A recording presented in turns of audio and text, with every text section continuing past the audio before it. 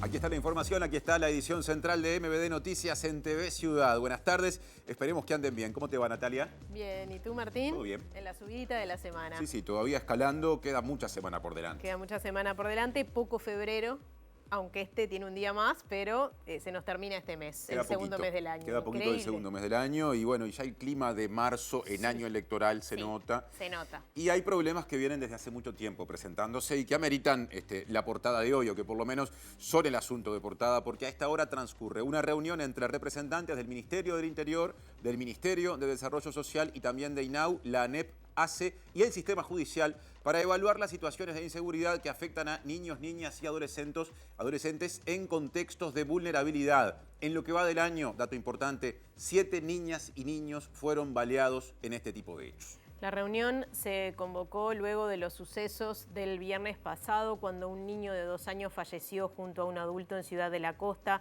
en un hecho que también tuvo como saldo a otros 2 menores internados. Según un informe, cada 15 días la emergencia pediátrica del Hospital Pereira Rosell atiende en promedio a un niño, niña o adolescente herido de bala, cifra que se duplicó en los últimos 5 años. Además de este asunto, tendremos otros. Repasamos los titulares. Autoridades del Ministerio de Salud Pública y de ACE comparecieron en el Parlamento por el sistema de ambulancias de emergencias estatales. La justicia formalizó la investigación por el asesinato del empresario Gonzalo Aguiar a manos de su expareja. Aguiar estafó a la empresa canadiense de cannabis medicinal Boreal y tuvo vinculación con algunos integrantes del gobierno. La investigación administrativa de ANEP hacia docentes del IABA culminó sin sanciones, aunque las autoridades exhortan a no adoptar medidas que afecten las clases. El informe de la URSEA establece un aumento del precio de paridad de importación de las naftas cercano al 5% y en el caso del gasoil de más de 7,5%. La intendenta Coso y el ministro de Desarrollo Social Martín Lema polemizaron sobre la cantidad de personas en situación de calle que hay en Montevideo. Desde este viernes estará disponible la recarga de la tarjeta STM estudiantil gratuita para viajar sin costo desde el comienzo de las clases. El precio mayorista creció un 17% respecto al último año y se explica por la sequía y el cambio climático, según el presidente del directorio de la UAM, Daniel Garín. En Argentina, la justicia falló a favor de la provincia de Chubut en el diferendo que mantiene con el gobierno nacional encabezado por el presidente Javier Milei, obligando a la nación a cesar con la retención de los fondos. Varios países de la OTAN descartaron hoy el envío de soldados de sus ejércitos a combatir en Ucrania, tal como lo insinuó el presidente francés Emmanuel Macron.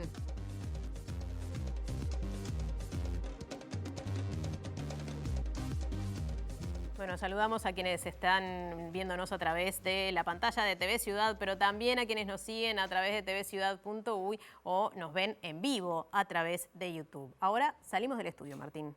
Salimos, sí, en jornada con muchos móviles. El tema de portada justamente amerita el primer contacto. Ya le estamos dando paso a Diego Martini para que hable de esa reunión que va a abordar esta problemática de los niños, las niñas y las adolescentes que han sufrido heridas en los últimos tiempos en distintos episodios. ¿Cómo andás, Diego? Martín, Natalia, ¿qué tal? Buenas tardes para todos y todas. En estos momentos se está desarrollando una reunión en el Ministerio del Interior, justamente convocada por el ministro Nicolás Martinelli, donde hay 6 representantes de 6 organismos, de Fiscalía, de la Suprema Corte de Justicia, de ACE, del MIDES, del INAU y de ANEP, para tratar y abordar multidisciplinariamente esta problemática que se viene dando, donde hay un aumento exponencial de niños, niñas y adolescentes heridos de bala, y eso también lo comprueba un informe que presentó el Hospital Pereira Rosell en enero, donde aseguró que se duplicó la cantidad de niños y niñas atendidos. En instantes ampliaremos este caso. Y del centro al cordón aparece el móvil político Martín Duarte. ¿Cómo te va, Martín? Buenas tardes, Martín, Natalia, para todos y todas. Actividad política porque en algunos minutos comienza un acto de Robert Silva aquí en la sede del Partido Colorado, anunciando la adhesión de Alianza Republicana, uno de los sectores del Partido Colorado que se suma a Crece. En minutos venimos con el desarrollo. Mismo barrio, distinta sede partidaria. Julieta Núñez Tomás, ¿cómo andás?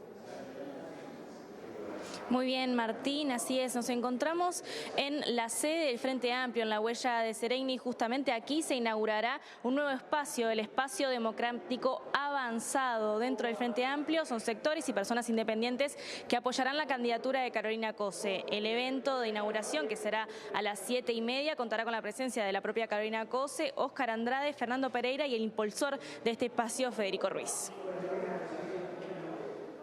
Bueno, puntos de vista contrapuestos. El ministro de Desarrollo Social, Martín Lema, y la intendenta de Montevideo y precandidata Frente Amplista, Carolina Cose, discrepan sobre la cantidad de personas en situación de calle y la responsabilidad sobre las mismas. Quien tiene que levantar los campamentos es la propia intendenta. Y aparte, que cuando se habla de personas en situación de calle, a mí realmente me llama la atención cuando viene de la Intendencia de Montevideo. ¿Saben por qué? Porque hay archivo que quienes promovieron la cultura de que vivir en la calle es un derecho fue la Intendencia de Montevideo. Creo que este gobierno no ha llevado adelante políticas sociales y la falta de políticas sociales del MIDES, que es quien tiene la responsabilidad de solucionar el tema de las personas en situación de calle, esa falta de políticas sociales es cubierta por acciones de la Intendencia. Presenta Antel Empresas. ¿Tenés Antel? Tenés un socio para hacer crecer tu negocio. Bueno, reunión con varias instituciones para coordinar acciones sobre esta situación que están atravesando las infancias vulnerables. Nos contaba Diego Martini y ahora lo desarrolla. Adelante, Diego.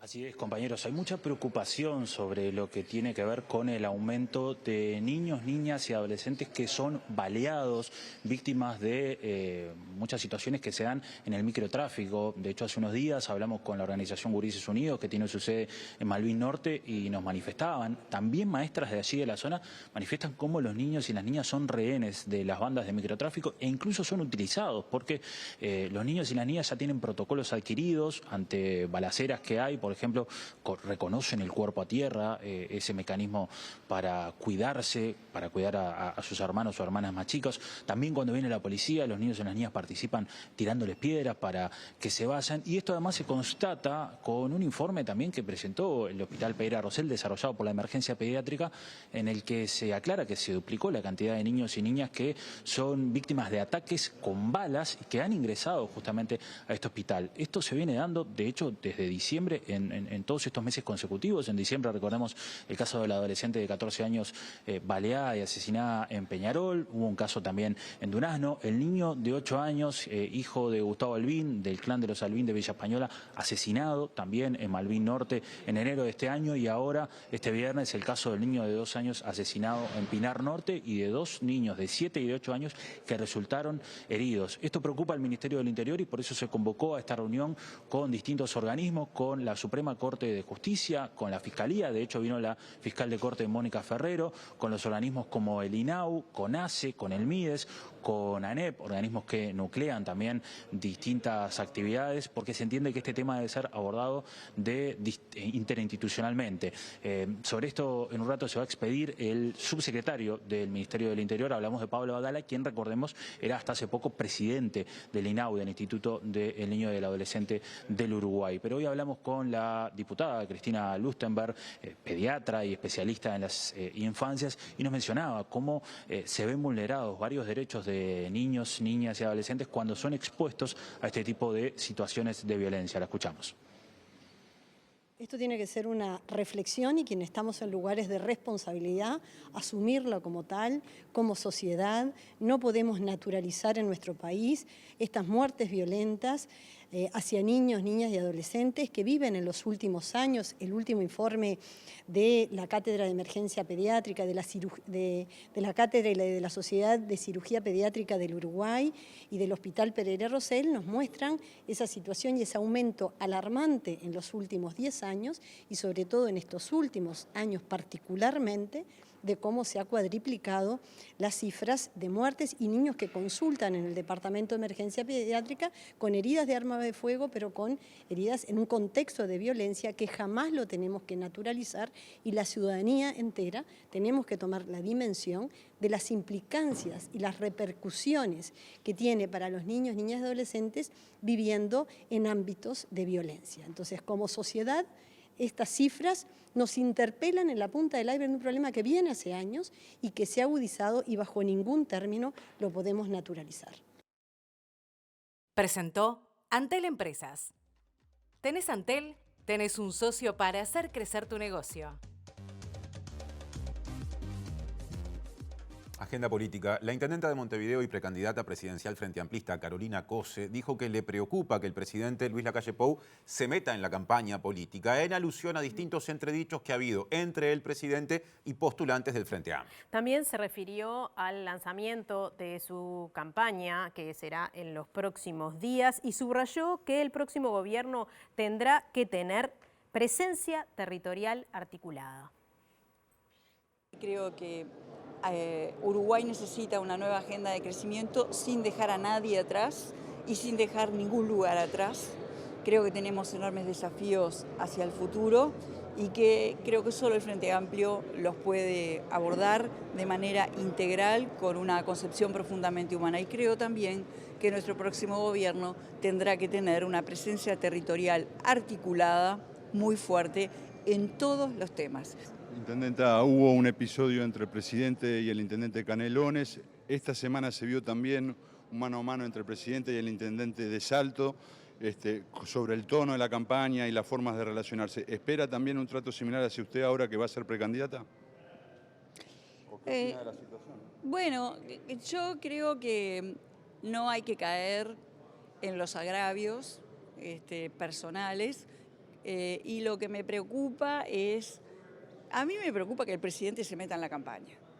Entonces, si el presidente de distintos podios le pide respuestas a los precandidatos y a la precandidata, si el presidente avanza sobre distintos precandidatos, como en el caso de Yamandú, por ejemplo, con una acción agresiva, me parece mal, porque cruza una línea que en política no se debe cruzar, que es el agravio personal.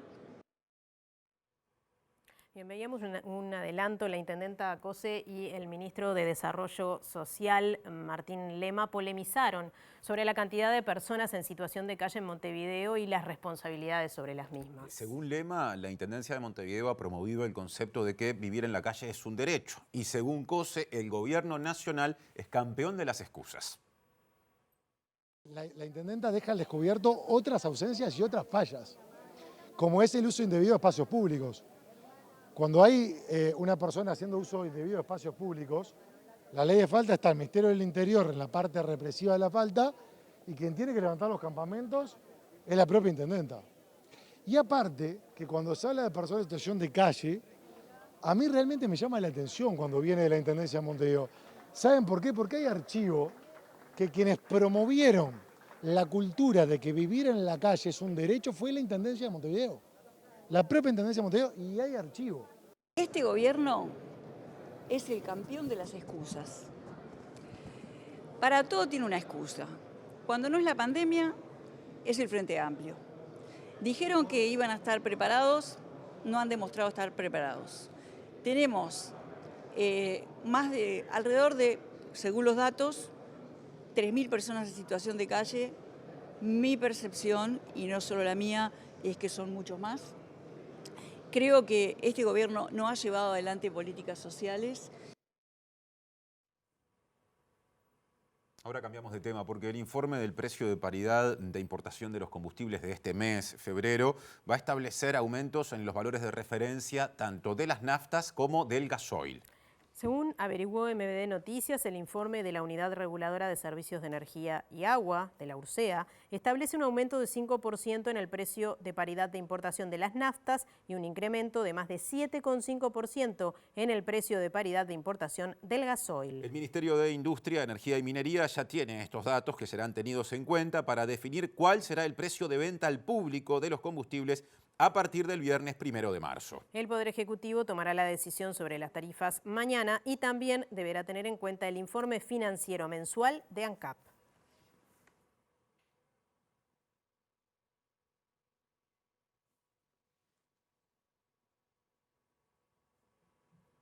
Seguimos adelante con otras informaciones. Les contamos que se formalizó la investigación por el asesinato del empresario Gonzalo Aguiar, un tema que justamente se ha mencionado mucho en las últimas horas, asesinato a manos de su expareja Romina Camejo. Aguiar, quien estafó a la empresa canadiense de cannabis medicinal Boreal, tenía vinculación con algunos integrantes del gobierno como el ministro del Interior, Nicolás Martinelli. Según publicó M24, el empresario Gonzalo Aguiar mantenía vínculos con jerarcas del gobierno como Nicolás Martinelli, actual ministro del Interior, quien participaba en reuniones mensuales y fue a su casamiento. Aguiar, quien vivió desde pequeño en Canadá, se estableció en 2020 en nuestro país y tuvo algunos eventos que llamaron la atención, como por ejemplo un tiroteo con la policía, y estaba denunciado en fiscalía por estafa y otros delitos. Aguiar entabló vínculos con inversores canadienses para desarrollar negocios relacionados con minería y luego en Uruguay con cannabis medicinal. Así fue que en 2020 se inauguró Boreal, la planta procesadora de cáñamo medicinal en Salto, con la presencia de una delegación del Poder Ejecutivo, incluido el presidente de la República, Luis Lacalle Pou. Hace unas semanas, la empresa notificó a los trabajadores que cerraría. Aguiar, denunciado por estafa, será investigado por el fiscal de Delitos Económicos y Complejos, Gilberto Rodríguez. Por otro lado, tras la audiencia de formalización, la justicia de Maldonado dispuso medidas limitativas de libertad por 150 días para Romina Camejo, de 26 años, expareja de Aguiar, por su asesinato, y deberá fijar domicilio y no podrá salir del país, además de prohibírsele comunicarse con testigos del caso. La defensa de Romina Camejo aseguró que había situaciones previas de violencia doméstica. Bien, nos vamos ahora a la casa del Partido Colorado porque hay movimientos, novedades en ese sector político de cara a las internas y allí está nuestro compañero Martín Duarte. Adelante. Bueno, gracias Natalia, le agradecemos estos minutos al precandidato del Partido Colorado, Robert Silva, que en minutos va a comenzar su acto aquí en la sede del Partido Colorado con lo que es esta sumatoria de Alianza Republicano. Bueno, Silva, gracias por estos minutos. ¿Qué importancia tiene esta alianza? Se suma, crece, a propósito de lo que son las internas que se vienen en poquitos meses. La verdad que es muy importante porque es la suma de un conjunto de agrupaciones de varios departamentos del país que vienen a apoyar nuestro proyecto, nuestra precandidatura, para llevar adelante la propuesta que tenemos para continuar en el gobierno. Uno de los ejes polémicos de campaña en estos últimos días vinculado al tema seguridad. A propósito de algunos anuncios, usted realizaba que iba a ser un embanderado de la seguridad como lo hizo con la educación. Hubo críticas fuertes del precandidato del Frente Amplio, Yamandu Orsi, en torno a por qué el gobierno no lo hizo ahora. ¿Qué mirada tiene sobre ese tema? El candidato Orsi tiene memoria selectiva, porque se olvida del desastre que su gobierno, que su partido político le dejó a este país. El candidato Orsi, además, ha llevado adelante una propuesta vinculada a seguridad que yo al menos no conozco. Es importante conocer qué propone el Frente Amplio para encontrar una solución al problema de seguridad histórico que le dejó a este gobierno. El candidato Orsi, además, olvida proponer esas cuestiones. Pero además otra cosa que es bien importante, nosotros creemos que la ciudadanía merece que discutamos frente a frente las cosas que nos merecemos como sociedad respecto de la seguridad. Y por eso yo digo también que el candidato Orsi tiene razón. Nosotros somos gobierno y vamos a seguir siendo gobierno. Y por eso lo invito nuevamente a debatir, que no huya como otras veces. Yo creo que tenemos que poner frente a frente cuáles son nuestras posiciones sobre seguridad. Gandini se refirió en estas últimas horas también crítico a propósito de cómo ha llevado adelante el tema de seguridad del gobierno. ¿Cuál es la propuesta de Silva en torno a ese tema? La propuesta nuestra es continuar con el plan de gobierno de seguridad integral que hoy tenemos y hacerlo desde la perspectiva de un comando integral de seguridad, que es fundamental. ¿Qué quiere decir un comando integral de seguridad? Miren, es articular y coordinar, que es un gran desafío que nosotros tenemos como gobierno. Hoy ya se está haciendo, pero la diferencia para el caso de que la gente me elija como presidente es que ese comando sobre seguridad integral va a estar integrado por el Ministerio del Interior, el Ministerio de Defensa, la ANEP, ACE, la Salud, la Secretaría Nacional de Drogas, INAU, el INISA, y yo personalmente, para el caso de ser electo presidente, voy a estar al frente de la seguridad como estuve al frente de la educación. Pero reitero, es muy importante que los candidatos nos presentemos ante la ciudadanía con nuestra propuesta. Por eso reitero la invitación a Orsi, reitero la invitación. Tenemos que debatir y presentar lo que piensa cada uno. Quiero hacerle una última pregunta más de la interna del Partido Colorado. En poquitos días va a abandonar la Secretaría General Julio María Sanguinetti. ¿Qué propuesta tiene a propósito o qué mirada del enfoque del perfil de quién debería ocupar ese cargo y si tiene algún nombre para proponer? Nosotros fuimos a pedirle al presidente Sanguinetti que se quedara porque entendíamos que era importante que culminara su periodo al frente de la Secretaría General del partido. Él entendió que no y nosotros respetamos su decisión, pero no la compartimos. Ahora, el sector que integro, Ciudadanos, pero que está dentro del movimiento Crece, que somos un conjunto de agrupaciones y hoy se incorpora un sector más, entendemos que tiene que ser alguien del sector que pertenece el doctor Sanguinetti. Por lo tanto, estamos en una actitud de expectativa a ver quién proponen para, en definitiva, continuar estos 3 meses de conducción partidaria hasta que lleguemos a la elección, porque nos queremos hacer cargo del partido una vez que pasen las elecciones internas y que ojalá, si la ciudadanía confía en nosotros, ganemos las elecciones. Gracias por estos minutos, muy amable. Era la palabra, en este caso, de Robert Silva, a minutos de comenzar la actividad, abordando distintos temas. Bien, gracias Martín y equipo. Cambiamos de tema. Les contamos que el presidente de ACE, Leonardo Cipriani, defendió en el Parlamento la contratación de ambulancias realizadas desde la pandemia a la empresa marítima ITHG. Dijo que de esta forma se mejoraron los tiempos de atención y también se ahorró dinero. Acá se habló durante mucho tiempo por la contratación de esta empresa ITHG, la cual ha estado en los parámetros, ¿verdad?, de contratación de que viene haciendo ACE, lo cual lo estamos regulando hoy en día con procesos licitatorios, ¿verdad?, y con procesos y con un convenio marco que estamos llevando adelante. Hoy en día la producción de SAME es indiscutible. SAME, de ser un servicio con muy mal servicio, hoy pasó a poder cumplir prácticamente con todos los traslados que necesitamos en la institución y lo está haciendo a un nivel de contratación que se está pagando 5 veces menos de lo que se pagaba antes. Y lo más importante, en tiempo y forma. Cuando ACE demoraba 2 horas y media en poder llegar a un domicilio para hacer un traslado especializado, hoy en día lo estamos haciendo en 12 minutos. Cuando no se atendía el teléfono, hoy en día se está atendiendo el teléfono en forma rápida. A los segundos ya está el contacto. El mayor de los respetos, hay gente que parece que vivió en otro mundo. Nosotros tuvimos 2 años y medio de pandemia, ¿verdad?, en el cual exactamente en junio del 21 no había emergencias móviles.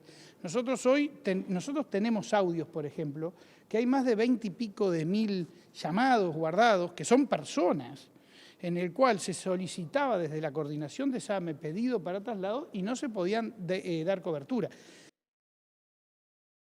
La diputada Frente Amplista Lucía Echeverri tiene otra opinión al respecto. Dice que hubo irregularidades en la contratación de ambulancias realizada por ACE y también dice que no se mejoró la calidad de la atención. Y además sostiene que Cipriani no fue claro en el Parlamento al manejar las cifras de dinero invertidas. No, la transición, y esos son los documentos que fueron públicos, el último inventario que hizo ACE daba cuenta de 304 ambulancias en todo, ¿no? No es solamente el SAME, también cada uno de los hospitales o de las policlínicas que tienen ambulancia. Esa es la realidad. A mí me parece que acá lo que hay es un entrevero de números que no se sabe ni siquiera cómo están construidos, a los efectos de no explicar algo que es fundamental, que ha habido irregularidades en la contratación, que hay improvisación y que efectivamente esto no está redundando en calidad de asistencia para la gente. ¿Es mejor el SAME hoy de lo que era? Posiblemente tenga algunas mejoras, sobre todo lo que quedó ya instalado, el software, la visión de un sistema nacional de traslado, que poco ha avanzado, ¿no es cierto? Porque contabilizar o marcar montos de ahorros que no sabemos lo que están diciendo, no es lo mismo un traslado especializado que un enfermero que va necesario los dos, pero no es la misma gravedad, no está dando cuenta efectivamente de la mejora del servicio. Y el diputado nacionalista Alfonso Lerete defendió las contrataciones de ambulancias por parte de ACE pese a varias observaciones del Tribunal de Cuentas y a la falta de habilitaciones por parte del Ministerio de Salud Pública. Según Lerete no había otra alternativa porque las contrataciones se hicieron en un momento muy complejo durante la pandemia. Se tomó la decisión de contratar a una empresa que presentó su propuesta que tuvo una valoración, y es importante decirlo, esa valoración se toma después de llamar a ¿quién? A las emergencias habituales que hace Contrataba para decir, tengo una propuesta, pero primero sos tú, después viene la propuesta que me presentó ITHG. Y sobre esa base se toma la decisión que realmente fue atinada desde todo punto de vista. ¿No fue una decisión arriesgada contratar una empresa que no contaba con la habilitación del Ministerio? En ese momento había una premisa, vida o muerte. Nosotros estamos con la vida. Seguramente otros están con la muerte. Nosotros estamos con la vida. ¿Podría haber salido mal? Podría haber salido muy mal, no cabe la más mínima duda. ¿Por qué? Porque en definitiva quienes pregonaban que había que tomar otro tipo de soluciones nunca plantearon alternativas. Por eso nosotros nos paramos entre vida o muerte. La coalición de gobierno está con la vida, por eso contrató a esta empresa. Ahora cambiamos de tema. Atención, el ministro de Defensa Nacional, Javier García, sancionó con 15 días de arresto a rigor al excomandante en jefe del Ejército, Claudio Feola, por pagar con dinero público los honorarios de la defensa legal de un militar acusado de violaciones a los derechos humanos durante la dictadura civil-militar. En la resolución se establece que Feola autorizó el pago de $20.000 con fondos públicos a un estudio jurídico por concepto de representación penal a un militar retirado que residía en el extranjero por diversas causas referentes a violaciones de derechos humanos. Según el observador, Feola aseguró que ya recurrió la sanción porque no refleja la realidad de los hechos. García había anticipado algunos detalles del caso ayer cuando manifestó que la maniobra se detectó a través de una investigación administrativa en cantinas militares. Esta noticia había sido publicada en mayo del año pasado por Caras y Caretas, que señaló que el militar defendido habría sido el coronel retirado Eduardo Ferro, hoy preso en la cárcel de Domingo Arena. Otro asunto, el ministro de Trabajo y Seguridad Social, Pablo Mieres, cuestionó el uso de globos celestes y blancos durante la inauguración del Centro de Referencias de Políticas Sociales del Ministerio de Desarrollo Social, allí en la zona de Casaballe. Otras personas referentes de la coalición de gobierno habían manifestado reparos similares, mientras que desde el Frente Amplio directamente se dijo que esa actividad fue un acto de campaña. Obviamente no me pareció oportuno que hubiera justo globos de los colores que se identifican con el mayor partido de la coalición, pero es un tema de segundo orden. Absolutamente lo importante ahí era lo que se estaba inaugurando, que era ese centro social de políticas y de apoyo en la zona de Casaballe, en el departamento de Montevideo. Entonces, que terminemos discutiendo si había globos de tal o cual color, hubiera estado mejor que no estuvieran, pero en definitiva lo importante es lo otro. La polémica por los globos celestes y blancos en la inauguración del Centro de Referencia de Políticas Sociales en Casaballe el 19 de febrero se instaló por un posteo del periodista Leo Sarro. Las imágenes se hicieron virales y desde la oposición empezaron a surgir las críticas como la del diputado Nicolás Viera, que opinó globos celestes y blancos del Partido Nacional para festejar el gigantesco fracaso en políticas sociales reales, vergüenza debería darles. Pero también hubo opiniones contrarias en el oficialismo, aunque la de Mieres fue la primera de un integrante del gabinete presidencial. Previamente, el diputado colorado Felipe Schipani había dicho que el que tuvo la pésima idea de colocar los globos blancos y celestes no entiende nada, y el senador cabildante Guido Manini Ríos sostuvo que lo que correspondía ahí era la bandera nacional y nada más. Quien lo vistió de acto partidario se equivocó. Otro asunto, la intendenta de Montevideo dijo que no es necesario tener la aprobación de la Comisión del Patrimonio Cultural de la Nación para proponer, así lo dijo, obras como la realización de una ciclovía en la Rambla. Por su parte, William Reich, que es presidente de la comisión, reclamó que dicho organismo sea tomado en cuenta antes de realizar anuncios y le pidió sensibilidad política a la intendenta. Las obras se empiezan una vez que están aceptadas por la Comisión de Patrimonio. Las propuestas se pueden hacer en cualquier momento.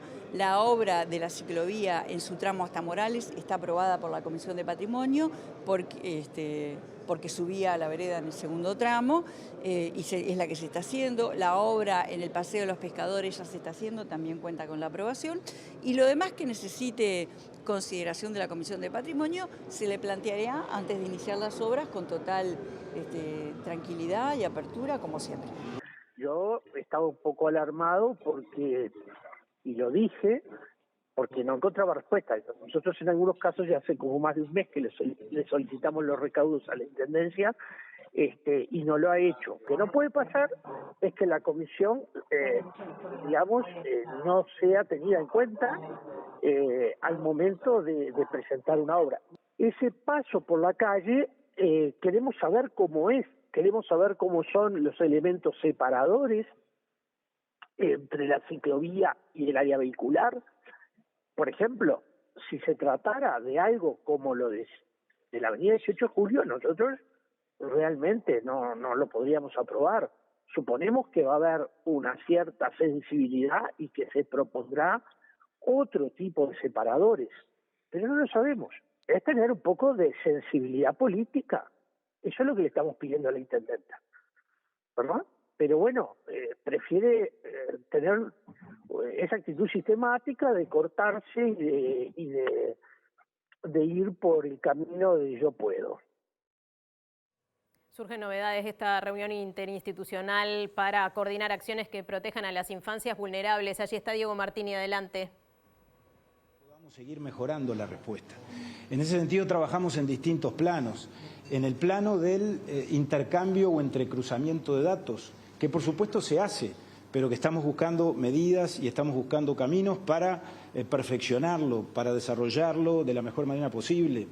Hay un tema que tiene que ver en todo esto con el involucramiento ciudadano, con la necesidad de que asumamos en los temas de la violencia en general y en el tema de la violencia hacia niños en particular, que hay una responsabilidad social que es compartida, que es de todos los ciudadanos y que todos los ciudadanos tienen que colaborar, ya no con la policía, tienen que colaborar con el sistema, tienen que colaborar con INAU, tienen que colaborar con ANEP, tienen que colaborar con el MIDES, a los efectos de que si hay un niño que está en condiciones de vulnerabilidad en algún lugar, bueno, podamos o el sistema pueda tener información para actuar.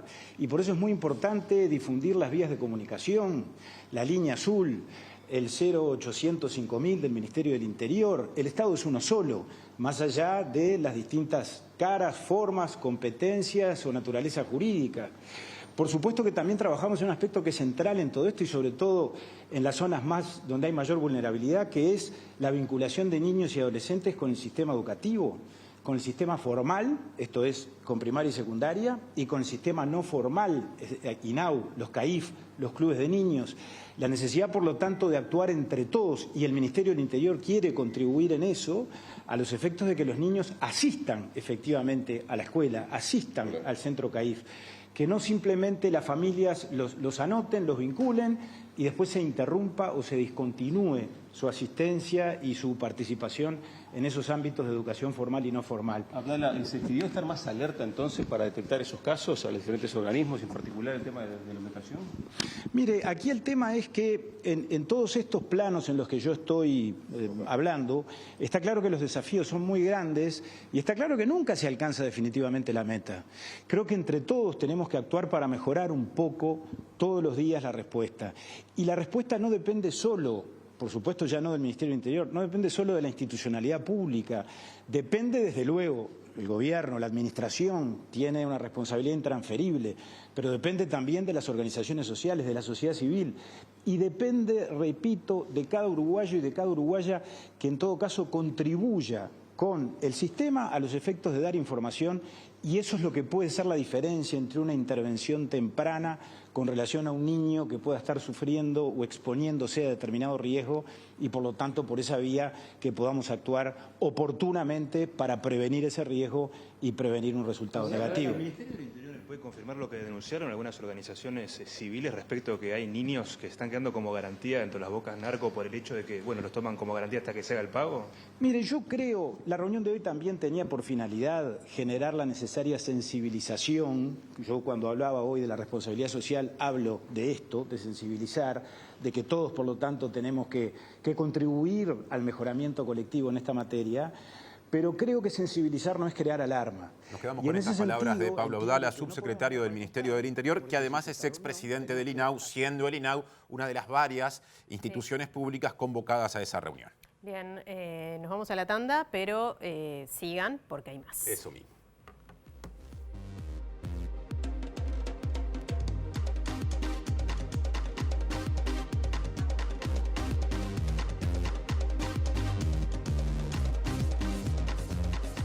Que en la edición central de MB Noticias. Les contamos que la diputada Frente Amplista suplente Martina Casás dijo tener confianza en el Tribunal de Conducta Política del Frente Amplio, que en breve se expedirá con respecto a su denuncia por violencia sexual en el ámbito laboral contra el diputado titular de la banca en la que ella es suplente, Gustavo Olmos. En diálogo con MBD Noticias, dijo sentirse dolida por las discusiones a la interna de su partido a partir de su denuncia. La denuncia por acoso sexual en el ámbito laboral se dirime en 3 ámbitos distintos. En la interna del Frente Amplio, a nivel laboral y penal, explica por qué salió a dar su versión en primera persona. A mí me dolió mucho ver mucho, tanto en los medios, pero también como en las discusiones internas de los sectores. Martina lo hace por una banca, Martina lo hace por plata, Martina quiere dañar al sector, soy fundadora del sector.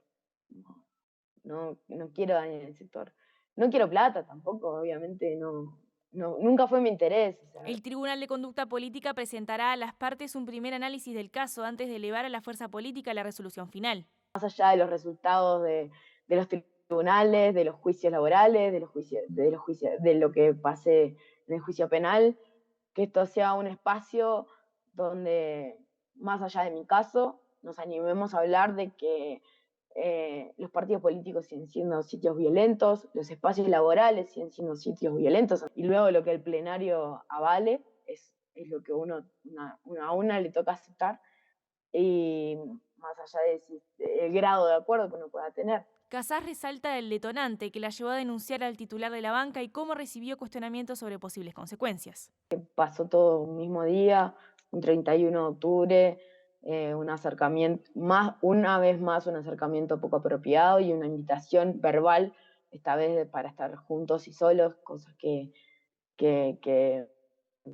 fue como que me hizo un clic en la cabeza de que las cosas que yo pensaba que me estaban pasando de verdad. Y ahora salimos del estudio, nos vamos a la sede del Frente Amplio, al contacto con nuestra compañera Julieta Núñez Tomás, porque se lanza un nuevo espacio allí. Julieta, contanos.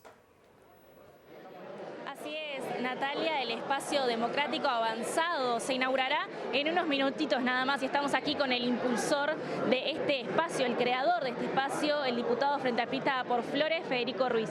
Federico, bienvenido, muchas gracias. Bueno, agradecido soy yo, muchas gracias a ustedes y bueno, es un orgullo estar aquí en el día de hoy haciendo el lanzamiento oficial del espacio democrático avanzado y la presentación también ante el público y sobre todo ante la fuerza política. Van a tener la presencia de grandes figuras. ¿Qué significa este nuevo espacio dentro del Frente Amplio? Bueno, primero que nada que es un espacio amplio que está todavía en construcción. Si bien habemos varios sectores que nos integramos, hoy, en el día de hoy, se acaban de integrar 2 sectores más, como son el MIF y el POR, el Partido Revolucionario, y también, aparte de los sectores que integran el espacio democrático avanzado, hay compañeros independientes también, como Mercedes Romero, Liliana Brasinca, Verónica Mato, Marina Aguirre también. Entonces, bueno, para nosotros es un desafío enorme estar comenzando este espacio de debate fraterno, de discusión programática, de construcción colectiva, que esperemos que nos deje en la puerta del triunfo electoral del Frente Amplio, por supuesto, y bueno, que podemos trabajar para que nuestra compañera Carolina Cose sea presidente de todos los uruguayos. Tú venís del interior, tenés justamente tu banca, viene desde allí. Se ha cuestionado mucho los últimos días, a partir de unos dichos del expresidente José Pepe Mujica, el peso o el arrastre, digamos, que podría llegar a tener Carolina Cose en el interior. Bueno, nos parece sumamente importante para nosotros el hecho de que el espacio haya decidido nombrar a un diputado del interior como coordinador de espacio. Creo que habla de una apertura, ¿verdad? Nosotros hoy venimos acá, pero estuvimos recorriendo todo el país en estos días. Estuvimos en Carmelo, en Río Negro, en Flores, en Durazno, y hay una efervescencia impresionante en torno al Frente Amplio, pero específicamente en torno a la candidatura de Carolina Cose. O sea que venimos viendo que en el interior la candidatura de Carolina está pegando impresionante. Hay muchísimos compañeros que quieren de alguna manera estar en el sector que sea, pero apoyar a la compañera Carolina Cose para que llegue a la presidencia. Y bueno, creo que es gracias al trabajo que ella ha desplegado y que todos los compañeros a lo largo y ancho del país estamos haciendo también para llevar la candidatura a Carolina. Gracias, Federico. Justo está Carolina Cose llegando en este momento. Disculpe, Intendenta, estamos saliendo en vivo en este momento. Quería consultarle, bueno, va a arrancar este nuevo espacio, varios sectores que se alinean detrás de su precandidatura. ¿Qué sensación tiene en este momento? Sí, este es un espacio que existe hace mucho tiempo, ¿verdad? Es uno de los tantos sectores que ha apoyado mi precandidatura. Y la verdad estoy muy contenta, acompaño a todos los sectores, así como hay un espacio socialdemócrata, hay otros espacios, una gran cantidad de sectores. Y bueno, lo que estamos es en realidad continuando un trabajo por el Frente Amplio, ¿verdad? Yo de alguna manera siento que estamos cargando todas las baterías para la campaña, pero en realidad esto no empieza ahora. Es todo un trabajo frente amplista de hace mucho tiempo. Muchas gracias, Carolina. Gracias, muchas gracias. Bueno, en minutos arrancará justamente esta nueva inauguración. Como les decía, va a contar con la presencia de Fernando Pereira, Óscar Andrade, también como representación de estos sectores que apoyan a Carolina Cose que acabamos de ver.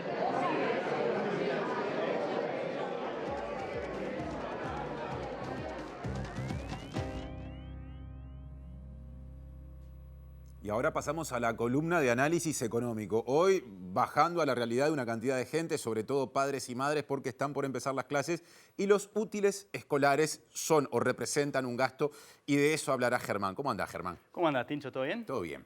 Así es, sí, el Ministerio de Economía y Finanzas, en la parte de la Unidad de Defensa del Consumidor, hace un relevamiento de muchos precios. Nosotros hemos levantado esa información en más de una oportunidad, pero en este caso puntual, dada la etapa en el año en la que estamos, justamente tenemos un informe especial sobre los útiles escolares y las variaciones de precios, que vamos a sumar con un breve instructivo de cómo se puede usar esa información para afinar el lápiz a la hora de hacer este tipo particular de compras. Eso, ¿sí? El instructivo que decís es fundamental. Les recomiendo que presten atención al final de la columna, también al comienzo, pero al final vendrá eso. Ahora, ¿por dónde empezás? Y vamos a hacer una parte más descriptiva con el tipo de cosas que podemos hacer con esa información. En particular, cuando agarramos los 57 artículos que fueron relevados en más de 400 establecimientos, ¿sí?, comerciales, lo que tenemos es que en promedio la canasta de útiles escolares que releva este tipo de información aumentó un 2,2%. Es decir, en promedio aumentó por debajo de la inflación de lo que fue el año pasado. Que ¿sí? fue de 5 y algo Sí, por ciento. exacto. Si lo mirás en promedio, 5 y pico. Bien. Sí, acá estamos mirando febrero contra febrero del año pasado, que es justamente la víspera del comienzo de las clases, ¿sí? Pero naturalmente ese promedio, fíjate las disparidades que esconde, ¿sí? Tenemos un conjunto de artículos, ¿sí?, lápices, libretas, ¿sí?, y tipo de gomas, que de alguna manera cayeron casi un 20% en términos de su precio. Y a ese promedio del 2,2% llegamos naturalmente porque en la otra punta tenemos un conjunto de productos también útiles escolares que aumentaron cerca del 20%. ¿Sí? ¿Que son cuáles? Y ahí tenemos, mira, por ejemplo, el marcador Fluor de marca Faber. Está bueno porque está la marca, están los establecimientos. Bien. Y eso justamente permite aproximarnos mejor a este tipo de instancias de compra, ¿sí? Y el cuaderno rayado Papiros de tapa blanca de 96 hojas. O sea, a ese nivel de desagregación llega incluso separando cuánta cantidad de hojas tiene cada cuadernola, ¿sí? Pero básicamente esto muestra que, a pesar de que el crecimiento es menor en promedio que la inflación, de alguna manera hay productos u útiles escolares que crecieron bastante por encima, ¿sí? Y otra cosa que es relevante, y es lo que vamos a ver en la siguiente placa, no tiene que ver con la variación de los precios, sino tiene que ver con la dispersión de los precios. ¿Qué tan lejos están los precios más baratos de un mismo artículo de los precios más caros? Porque es clave saber dónde podemos conseguir los más económicos. Exacto, ¿sí? Porque fíjate las diferencias que tenés, ¿no? Una libreta Papiros de 48 hojas, tomamos 4 casos puntuales, ¿sí? En el clon, porque aparte podés identificar el lugar donde, ¿sí?, sale 28 pesos. Y en aquel otro, que naturalmente va a aparecer más, porque aparentemente yo no lo conocía, pero es el más caro, sale 45 pesos. Claro. Fíjate en una tijera, ¿sí?, esas tijeras de punta redonda, 40 pesos en Papacito versus 103 pesos en Gandulia. Es el mismo artículo porque justamente esto releva el mismo artículo exactamente. En este caso, a más del doble en un lugar que en otro. Exacto. Y fíjate también la cuadernola de papiro de 70 hojas, también pasa de 76 pesos en esa tienda a 135. O el lápiz Faber-Castell, que se duplica el precio. Sí. 9 pesos en Office 2000 y 18 pesos, el doble. O sea, realmente son dispersiones muy importantes, que esto es más relevante incluso que la variación. Porque con la variación no podemos hacer nada, de alguna manera. Hoy ya es algo de letra dado. Claro, ya pasó. Justo no necesitamos este artículo, poco me importa si subió o bajó mucho. Pero entender esta dispersión es sumamente relevante para justamente poder afinar la puntería a la hora de elegir dónde comprar y qué tipo de artículo comprar, que eso es lo que permite esta herramienta, que ahora si pasamos a la siguiente placa, vamos a arrancar esta suerte de instructivo. Si se quiere, ya una vez lo hicimos, pero ahora le vamos a aplicar al caso de los útiles escolares. ¿El sitio web cuál es? Ahí está, mirá. Ponen precio subí, ¿sí? ¿Sí? O si quieren www.preciosubí, pero básicamente si les salen más de una opción, hay que buscar la opción que en algún sentido está relacionada con el Ministerio de Economía. ¿Sí? O de alguna manera se dan cuenta si entraron mal a la dirección porque deberían ver esto. Esta es la pantalla de inicio que les salta, así que nuestro primer paso tiene que ver con entrar ahí y después tenemos que hacer clic con esa manito que va a aparecer que en el cursor, en cualquier parte de lo que está blanco, ¿sí? No acá en lo negro, sino le hacemos clic en cualquier parte de ese mapa y esas instrucciones, ¿sí? Y eso nos va a llevar a la siguiente placa y ahí sí ahora vamos a hacer una secuencia de pasos para tratar de entender cómo podemos armar una canasta y comprar en el lugar donde rinda más la plata. ¿Sí? Por ejemplo, podemos buscar por artículo, por canasta o directamente un listado de precios. Acá yo usé el caso de una canasta pensando que, bueno, necesitan más de una cosa para empezar las clases, ¿sí? Entonces, lo primero es buscar por el nombre. Y ahí, por ejemplo, ponemos crayolas, ¿sí? Entonces, lo primero es buscar por el nombre, se pone ahí crayolas, como está ahí, y buscar. Eso nos llega al siguiente paso, ¿sí? Cuando ponemos buscar, nos aparecen todos los distintos productos que se relevan en esta base vinculados a crayolas, es decir, distintas marcas, ¿sí? Con distintas unidades. Entonces ahí simplemente elegimos la que nosotros queremos. No sé, ¿querés crayolas Acrylex? Bueno, ahí podés sumarlo al carrito. ¿Te gustan más las finas de marca Bic? También podés sumarlo al carrito. O de alguna manera si estás buscando la Faber-Castell, también. ¿Cómo lo sumás al carrito? Apretando justamente donde está marcado en rojo. Entonces vamos a la siguiente plaquita y acá yo ya me mandé las crayolas. Y aparte en mi carrito ya tenía cuadernolas papiros y ya tenía lápices. Que incluso puedo poner más unidades. Si yo preciso más unidades de cuadernolas, muevo aquel botoncito, ¿viste? Que dice 1, podemos poner 2, 3 o la cantidad que necesitemos, ¿sí? Y eso lo que nos va generando es un carrito personalizado de los artículos que nosotros elegimos a partir de las opciones que están relevadas. ¿Por qué motivo? Porque si damos un pasito más, lo que tenemos es la capacidad de buscar por zonas, ¿sí? En aquel lugar cercano a mi zona, es donde puedo encontrar ese carrito personalizado de forma más barata. Claro, a menor precio. Ahí está la clave de todo. Ahí está la clave. Justamente esto permite atacar ese problema de la dispersión, de que un mismo artículo puede salir más del doble en tienda que puede estar a 3 cuadras de distancia. Entonces es una forma más inteligente de hacer las compras porque ahí ponemos la dirección, en este caso es la dirección del canal, buscamos y ponemos buscar ahí y ahí nos aparece un mapa, ¿sí? Donde nos muestra los distintos establecimientos que están cerca y donde podemos adquirir este producto y los distintos niveles de precio, más barato o más caro. Justamente partiendo de la base que hay una dispersión muy grande entre estos tipos de productos y que son relevantes en particular en esta época puntual del año. Interesantísimo, Germán. Muy útil aparte para una cantidad de gente que está empezando. Esto es hágalo usted mismo. Cada cual se puede armar la gana. Y esto, naturalmente, hay que recordar que vale para útiles escolares, pero vale para cualquier otra cosa porque es un sistema que releva información todos los meses de muchos productos. Así que doble la recomendación. Gracias y hasta la semana que viene. Hasta la semana que viene, Tincho. Sigue haciendo MBD Noticias, Natalia. Les contamos que la investigación administrativa llevada adelante por la ANEP tras el conflicto desatado por el Salón Gremial Estudiantil en el Liceo Yaba el año pasado culminó sin sanciones docentes. Sin embargo, las autoridades educativas exhortan al núcleo sindical docente a no adoptar medidas que afecten el servicio y perjudiquen las trayectorias educativas. Hay una resolución, sí, con respecto a los docentes, pero con respecto al tema del director sancionado, todavía no hay una resolución al respecto. No sabemos cuál va a ser el futuro del director, qué es lo que le puede pasar.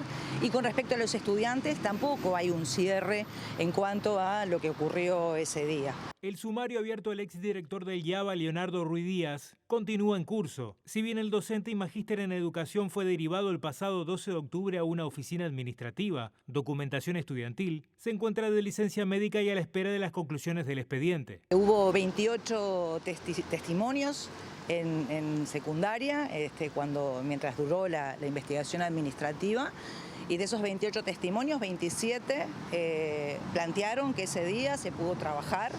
No era un día normal porque había un paro activo, pero que el docente que quiso dar clases pudo dar clases. De hecho, se estaba tomando un examen en el liceo. Y bueno, y todos los testimonios apuntaron a que no hubo ningún tipo de agresión y se retuvo ninguna inspección. O sea, nada de aquello, de todo lo que nos habían acusado, pudo ser demostrado. La resolución es del 10 de octubre del año pasado y recién hace un par de semanas nos enteramos de esto. Nos recomiendan no tomar ninguna medida que afecte el normal funcionamiento de una institución. El paro, que es un derecho constitucional, por ejemplo, sí afecta el normal funcionamiento de una institución. Entonces, me parece que es ilógico, es incoherente. Y seguimos en tema porque la investigación de la Dirección General de Educación Secundaria legitimó el desalojo del Salón Gremial Estudiantil del IABA basada en el artículo 55 de la Ley de Educación. El expediente señala que no existe normativa que ampare la existencia de un espacio exclusivo para el gremio. Nosotros recalcamos que en el Estatuto del Estudiante está estificado el derecho a la agremiación y el derecho a las reuniones que tenemos nosotros. Ese espacio era un espacio que ya teníamos y que lo que reclamamos es que se nos quita de una manera injusta, mediante una mentira que es la de la rampa, que ellos ya sabían que era inviable y luego se filtra un informe del técnico prevencionista de que esa rampa era inviable y hoy en día esa rampa no está construida y no tenemos salón gremial. Intentamos buscar otras alternativas para poder reunirnos y sin embargo las autoridades nos lo negaron rotundamente y no brindaron un salón alternativo ni alguna otra propuesta para tener una reunión, siendo que nuestro primer salón gremial ya había sido quitado de una manera ilícita. Obviamente lo que sí estoy seguro es que vamos a apostar al diálogo y a la negociación siempre, a diferencia de las autoridades. Nunca buscamos nada violento ni nada por el estilo, pero sin embargo hay que hacernos escuchar de alguna forma. Presenta Mercado Agrícola de Montevideo, en el corazón de un barrio donde late la ciudad. Mercado de Historias. Mercado de Historia.